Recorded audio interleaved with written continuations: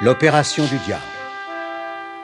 Dans sa chambre d'hôpital, Clémentine a appris la tragique vérité. À moins d'un miracle, elle ne pourra plus jamais marcher. Le professeur de la Trousse décide alors de tenter l'impossible et l'espoir renaît dans les yeux de Clémentine. Un espoir que Malmotte ne peut tolérer. Depuis son antre de feu, le monstre démoniaque attire le chirurgien dans un traquenard, puis le tue.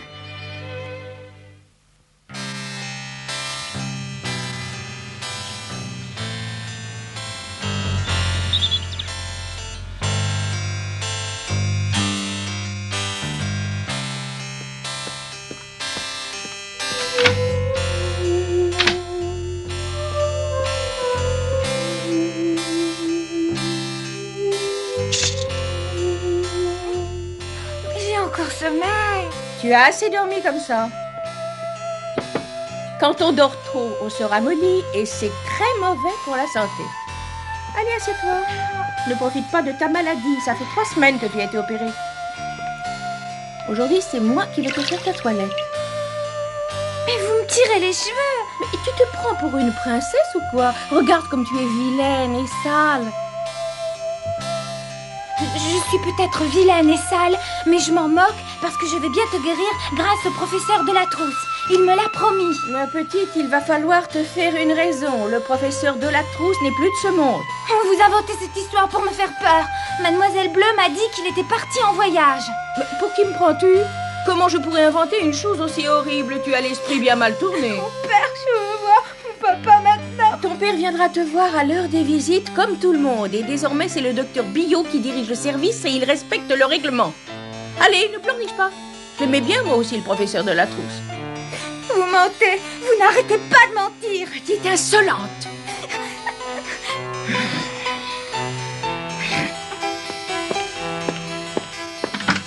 On commencera les exercices de gymnastique dès cet après-midi. Et c'est moi qui m'en occuperai.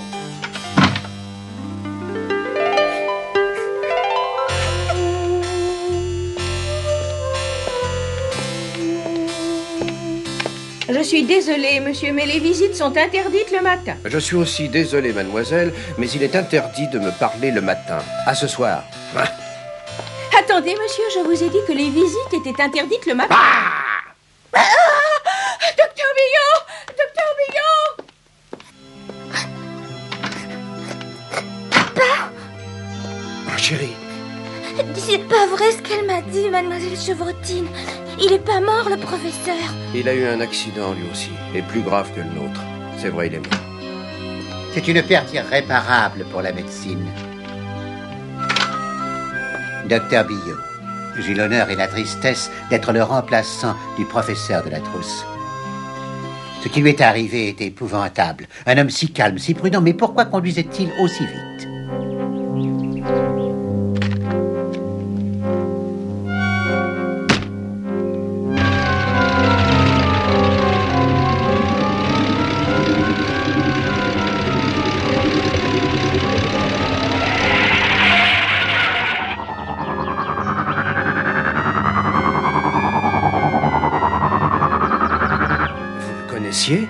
Oui, bien sûr. À l'école de médecine, j'étais son élève. Il m'a tout appris. Le professeur de la Trousse nous avait laissé un tel espoir. Il était le seul à pouvoir faire un miracle. Je ferai de mon mieux, petite Clémentine. J'aime les enfants et je ne supporte pas de les voir souffrir. Est-ce que je pourrais remarcher un jour?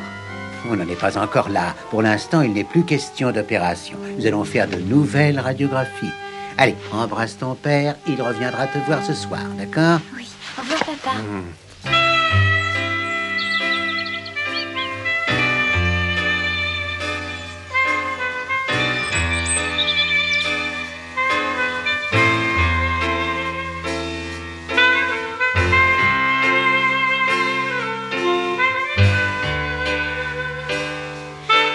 Oh, voilà un village.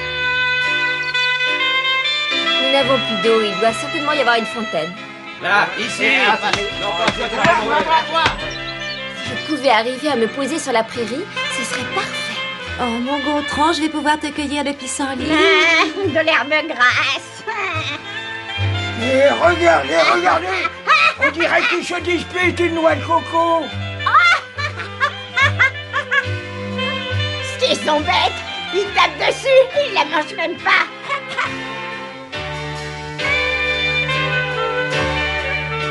Oh non, non!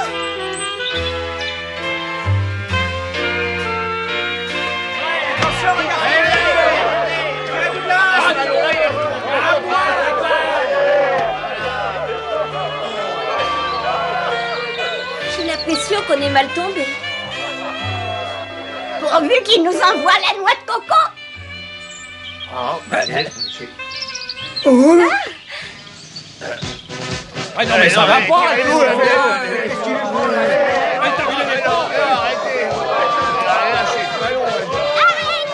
moitié, mon vieux. C'est moi qui l'ai trouvé le premier. De toute manière, tu te trompes. C'est pas une noix de coco. Ah bon? C'était une ruse de singe. À moi la noix de coco. À moi. Donne.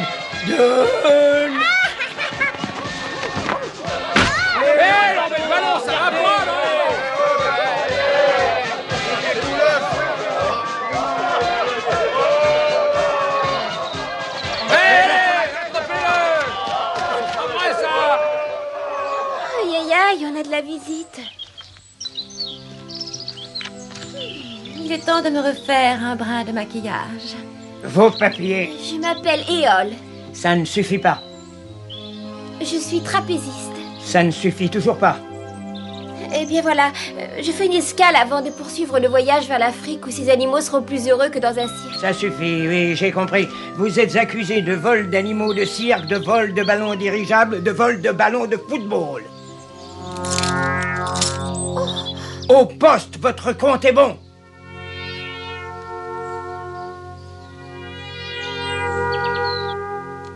Belote.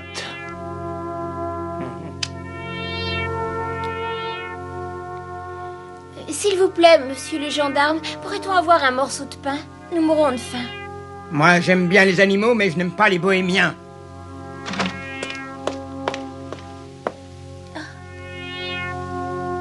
Oh, après vous. Oh, je n'en ferai rien. Si. Vous allez nous garder longtemps en prison? Pas de famille, pas d'amis, traîne savate en plus. Voleuse, tu seras sûrement encore là pour les fêtes de Noël. Mais si j'ai un ami, il s'appelle Alex, c'est un grand pilote. Et menteuse par-dessus le marché.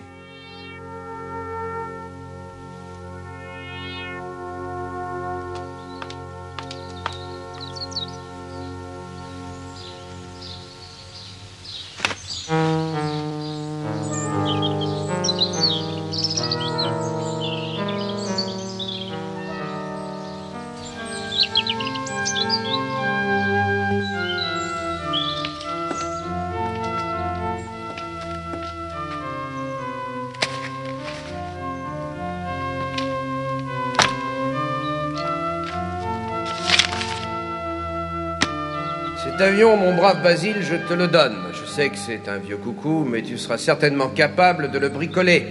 Et puis, ça te rappellera ton vieil Alex. Alors là, vraiment, je ne te comprends pas. Tu as consacré toute ta vie à l'aviation, et maintenant tu veux t'arrêter? Non mais tu es fou ou quoi? Pas du tout. Tu sais très bien que la mort ne m'a jamais fait peur, mais cette fois-là, je n'étais pas seul. J'ai failli tuer Clémentine.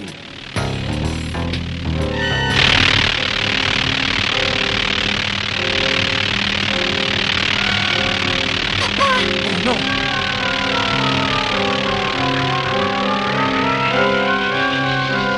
Papa, regarde, l'hélice s'est détachée de l'avion. Oh mon Dieu, nous perdons de l'altitude. Nous allons tout droit sur la forêt.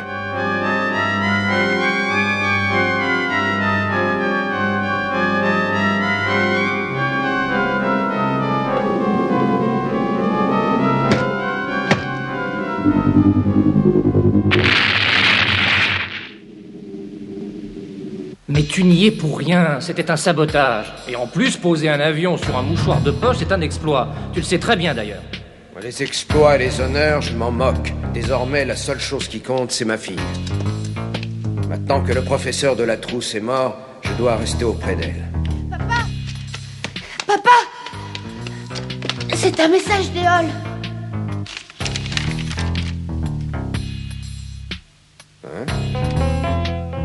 tu vas faire, dit papa? Ne t'inquiète pas, petit boy. On va les sortir de là.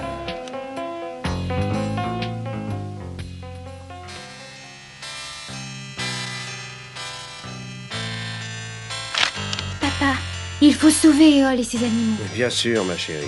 J'ai téléphoné à la gendarmerie, mais ils n'ont pas l'air commodes. Il va falloir que j'y aille. Il faut y aller tout de suite, papa, tout de suite. Avec l'avion. Mais je ne peux pas te laisser toute seule dans les pattes de cette horrible infirmière. Mademoiselle Chevrotine. Oh, et depuis l'arrivée du nouveau docteur, elle est devenue très gentille. Et nous sommes amis maintenant. Des amis? Tu n'exagères pas un peu? Mais non, je te jure, c'est même elle qui va s'occuper de ma rééducation. Et puis, tu as vu le docteur Bio? Eh bien, il trouve que sur ma dernière radio, je sais plus comment il a dit. Il a dit que tout allait bien. Bonjour, mademoiselle Chevrotine. N'est-ce pas que nous sommes amis maintenant? Mon père n'arrive pas à le croire. Il a peur de me laisser seule ici. Il ne veut même pas s'en aller. S'en aller? Il doit s'en aller? Eh oui, il le faudrait. Oui, il doit s'en aller pour sauver nos amis qui sont en prison loin d'ici. Oh, dites-lui, mademoiselle Chevrotine, dites-lui qu'il n'a rien à craindre et que je suis dans de bonnes mains. Vous pouvez partir tranquille, je veillerai sur elle. Promis. Elle est pour moi, cette piqûre? Mais non, mon trésor, c'est pour la malade d'à côté. Mon trésor? Elle a bien changé tout d'un coup, cette infirmière. Et cette autre infirmière, là, mademoiselle Bleue, qui est si gentille, elle s'occupe toujours de toi? Oh, mais oui, bien sûr. Alors tu vois, je ne suis pas toute seule ici. Mademoiselle Bleue, Petit Boy, il y a aussi Léonie, et puis Lico, et le docteur Bio. C'est Eole qui a besoin de toi, pas moi. Je vais voir le docteur Bio. Le professeur de la trousse allait tenter l'impossible. Quant à moi, je préfère cette méthode plus lente, mais beaucoup plus sûre. Une méthode infaillible. Vous pouvez donc partir sans crainte et vous verrez qu'à votre retour, la petite Clémentine aura fait des progrès. C'est vrai, vous en êtes bien sûr? Mais oui, le mal dont elle souffre ne m'est pas inconnu. Au contraire même. Allez, croyez-moi, monsieur. Clémentine bénéficiera des leçons que m'a données mon maître. J'avais une confiance infinie dans le professeur de la trousse. Je vous comprends, mais vous devez aussi me faire confiance. Pour l'instant, il n'est pas question d'opération, mais rassurez-vous, je ferai tout mon possible. Et vous verrez, à votre retour, je suis persuadé qu'elle sera méconnaissable.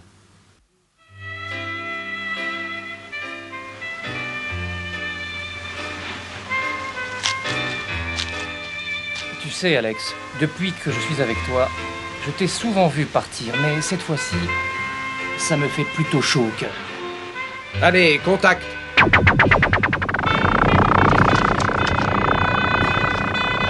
revoir, reviens-nous vite, papa! Crois-tu qu'il ramènera Starlet? Si tu veux en avoir le cœur net, pars donc avec lui. Mais j'y songe, figure-toi. Oh, vous entendez ça? L'amour lui fait pousser des ailes.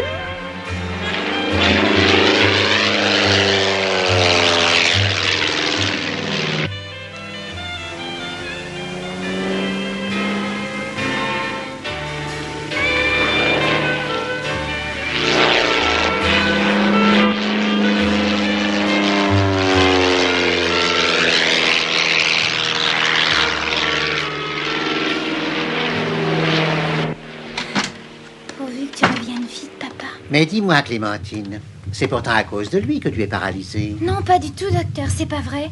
L'avion avait été saboté. C'est pas la faute de mon père, c'était la faute de Mollache. Ah, ce Mollache, pas très malin. Il a été bien maladroit. Mais vous le connaissez? Qui, Mollache? Oh, un ancien associé. Mais pourquoi t'en inquiéter? Maintenant, montre-moi tes jambes. Je veux vérifier si tout cela n'est pas une comédie. Non, arrêtez. Ah, mais je ne t'ai même pas touché. Mademoiselle Chevrotine, notre malade est une vraie douillette. Je n'arrête pas de lui dire. Il y a eu beaucoup de remue-ménage dans cette chambre. Vous allez donc la transférer au 2e étage dès aujourd'hui, tout près du bloc opératoire. Jusqu'à nouvel ordre, les visites sont interdites et vous fermerez la porte à clé. Bien, docteur. Quant aux promenades dans le parc, vous remplacerez Mademoiselle Bleue à partir d'aujourd'hui. Suis-je assez clair? Bien, docteur. Mon père va revenir bientôt et il ne vous laissera jamais faire ça. Mais pour l'instant, ton père est loin, très loin. Allons-y.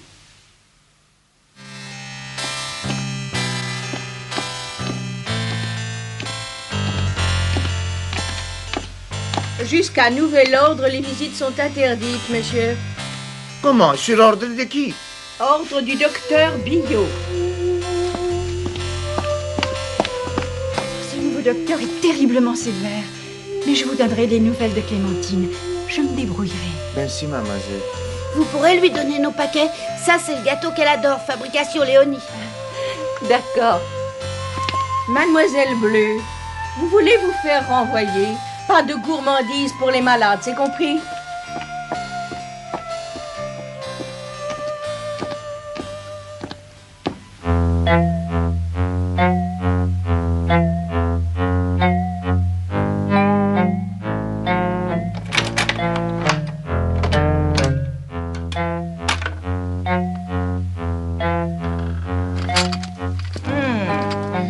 Ça sent plutôt le renfermer ici. Allez, c'est l'heure de ta promenade. Il faut que tu ailles prendre l'air.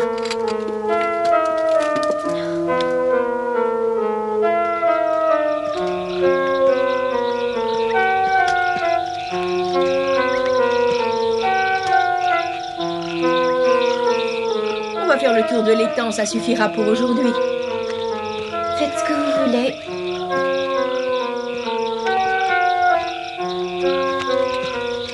Qu'est-ce que c'est? Oh, j'ai horreur d'entendre des bruits sans savoir ce que c'est. Ah, si ce sont des bêtes. Ah, mon Dieu! Ah non, non! Va-t'en, sale bête! Va-t'en, sale bête! Allez voir le docteur Billot, il vous soignera très bien. Viens, Minou. Mais n'aie pas peur.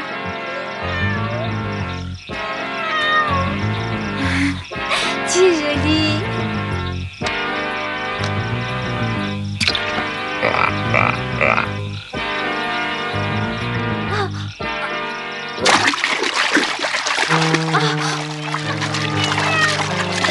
Prends ma main.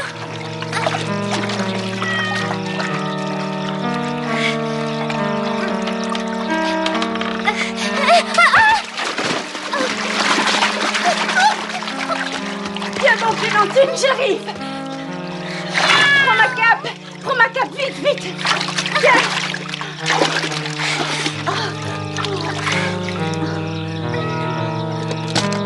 Oh, Clémentine, tu es inconsciente, on ne peut plus tu rester au fond du lac. Mais il fallait bien que je sauve le petit chat. Mais quel petit chat? Celui-là?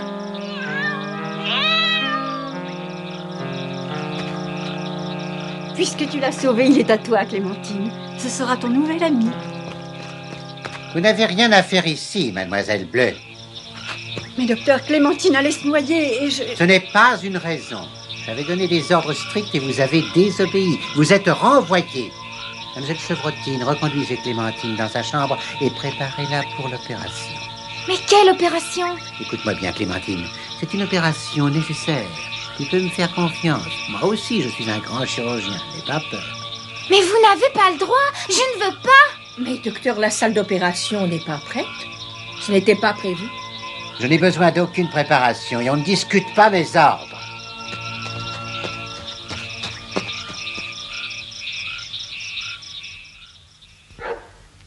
Oui, elle va très bien. Oui, bien sûr. On a des nouvelles tous les jours. Ce qui me gêne le plus dans tout ça, c'est qu'on ne puisse pas rendre visite à Clémentine. Rien n'a changé de ce côté-là. Heureusement, demain, vous serez là. Vous avez réussi à sauver Eole et ses animaux, et ça, c'est une bonne chose au moins. Non, c'est Gontran, c'est lui qui miaule. Oh, je sais pas ce qu'il veut. Oui, d'accord, on vous embrasse tous. Et ma starlette dans tout ça? Au revoir. Ah, vous êtes là. Mon Dieu, mais c'est Mademoiselle Bleue. Bonsoir. Oh, il se passe des choses très graves à l'hôpital, madame. Le docteur Billot est un fou dangereux. Il veut opérer Clémentine dès ce soir. Il l'a décidé sans consulter personne. Il faut faire quelque chose sans attendre. Oui, vous avez raison. Allons-y maintenant.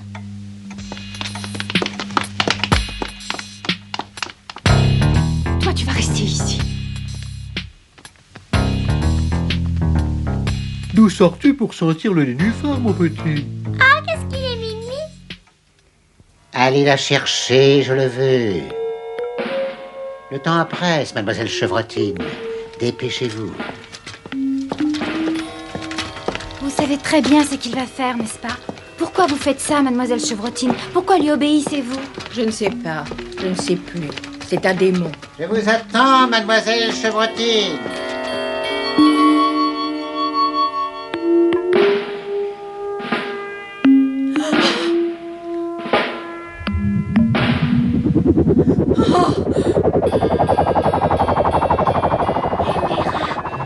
Et moi qui croyais que tu m'avais abandonnée. Oh mon Dieu, mais qu'est-ce que j'allais faire? Mademoiselle Chevrotine. Mademoiselle Chevrotine. Triste pantin. Retourne à tes fournaises et va dire à ton maître que le combat ne fait que commencer.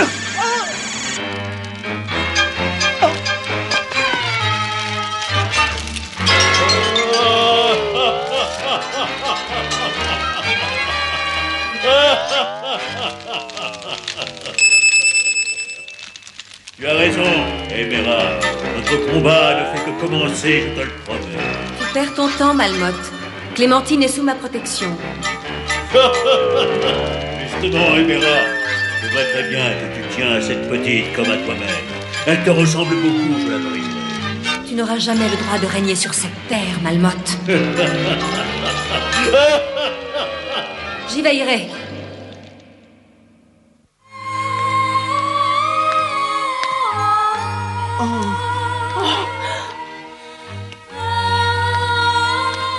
N'ayez pas peur, elle est seulement évanouie.